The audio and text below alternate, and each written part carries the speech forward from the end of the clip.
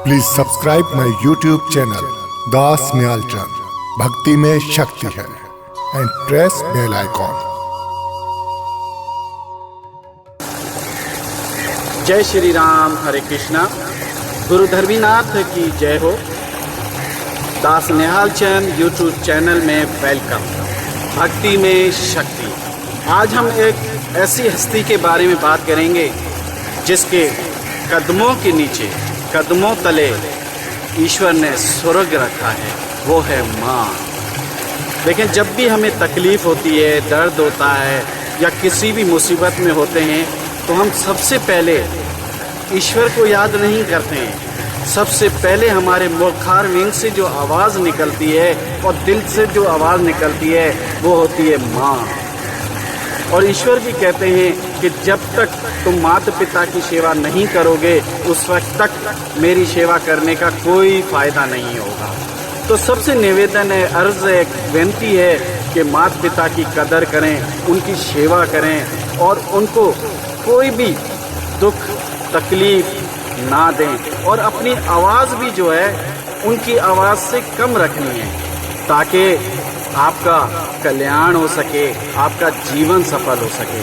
क्योंकि संसार में हम जब देखते हैं, घूमते हैं तो दर दर की ठोकरें खाते हुए नज़र आते हैं। लोग परेशान नज़र आते हैं, दुखी नज़र आते हैं, तकलीफ़ में नज़र आते हैं। उसकी सबसे बड़ी वजह यही है कि हम जो हैं अपने वालिदैन को भूले हुए होते हैं। उनके साथ साथ अपने धर्म के जो मार्ग है उसको भी भूल जाते हैं, ईश्वर को भी भूले हुए होते हैं। और जो अच्छी अच्छी बातें होती हैं वो दूर दूर तक दूरी रह जाती हैं। और बुराई जो है, बुरी बातें, बुराई जो हमारे और सीने से लगी रहती है। तो वालिदैन वाहिद वो हस्ती होती हैं जो हमें हर बुराई से बचाती है, अच्छे रास्ते पे लेके जाती है, अच्छी शिक्षा देती है, अच्छी तालीम देते हैं। और जो भी तकलीफ़ होती है ना, सबसे पहले माँ को तकलीफ़ होती है। बच्चे को नहीं पता होता है लेकिन माँ को पता चल जाता है कि मेरे बच्चे कितने परेशानी में हैं, कितने दुख में हैं, कितनी तकलीफ़ में हैं। तो मेहरबानी करके सबसे निवेदन है और विनती है कि माँ की कदर करें, बाप की कदर करें, तो ही आपका जीवन सफल हो सकता है, तो ही आपका कल्याण हो सकता है। अगर माँ रो रही है, बाप रो रहा है और आप बंगलों में ऐयाशी कर रहे हैं, वो किसी काम के नहीं होंगे। कभी भी आपके ऊपर ईश्वर कभी भी मेहरबान नहीं होगा जब तक कि माँ बाप की सेवा नहीं करेंगे। तो सबकी माँओं को सलाम है, हरे कृष्णा, जय श्री राम।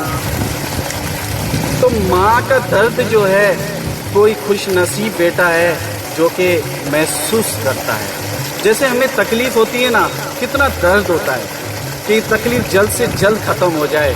तो हमारे जो ज़बान से निकले हुए अल्फाज हैं उस माँ के कलेजे को चीर देते हैं। उस माँ को कितनी पीड़ा मिलती है उससे आप सोच नहीं सकते।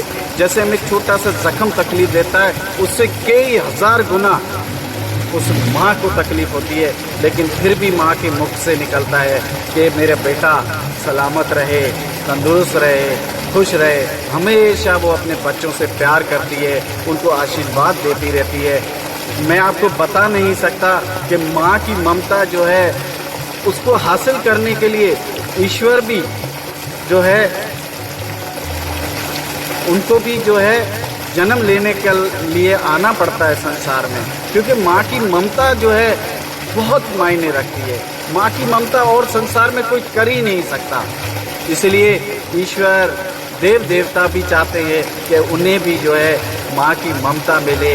वो माँ की ममता जो प्रेम भरी गोद होती है ना, माँ की जो गोद होती है, वैसा सुकून संसार के किसी भी महल में नहीं है, किसी भी बंगले में नहीं है, किसी भी जगह आपको नहीं मिलेगा। चाहे सोने के पलंग बने हुए हों, सोने के महलात बने हुए हों, लेकिन सुकून जो है माँ की गोद में है वो कहीं पे भी नहीं मिल पाएगा। तो माँ की कदर करें। जिसने माँ की कदर की है उसको स्वर्ग यहीं मिल गया है। जिसने माँ की कदर की है उसके बंगले यहीं बन गए हैं। जिसने माँ की कदर की है दुख दूर दूर तक चला जाएगा और सुख ही सुख उसके जीवन में आ जाएगा।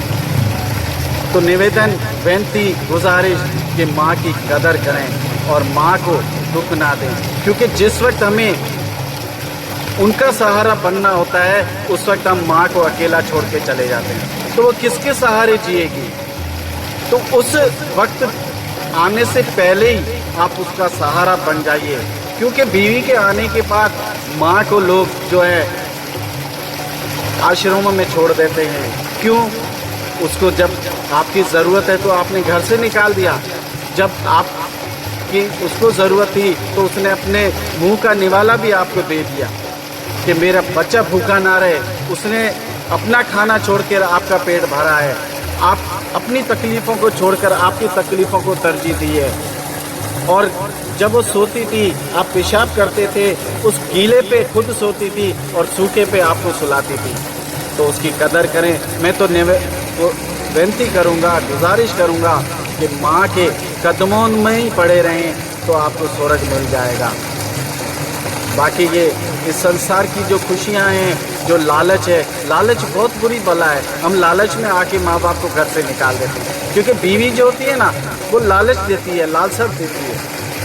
इसलिए जो है हम बीवी की सुनते हैं और माँ बाप को घर से निकाल देते हैं। ऐसा कभी नहीं करिएगा, आपका कभी भी कल्याण नहीं होगा, कभी भी आपका जीवन सफल नहीं होगा। अगर माँ रोती हुई होगी, माँ रो रही है, वो तड़प रही है, रोटी के लिए तड़प रही है, पानी के लिए तड़प रही है, साए के लिए तड़प रही है, छत के लिए तड़प रही है, तो आप कभी सुखी रह ही नहीं सकते। तो मेहरबानी करके जिनके भी माँ बाप जिंदा हैं उनको और भी हज़ारों साल ज़िंदगी मिले, और जिनके नहीं हैं तो वो अपने दूसरे रिश्तेदार जो उनके बड़े हैं उनकी कदर करें और उनके साथ मिलकर रहें और हमेशा अपनी ज़िंदगी खुशहाल गुजारें। जय श्री राम, हरे Krishna. Please subscribe my YouTube channel Das Nyalchand, भक्ति में शक्ति है, एंड प्रेस बेल आइकॉन।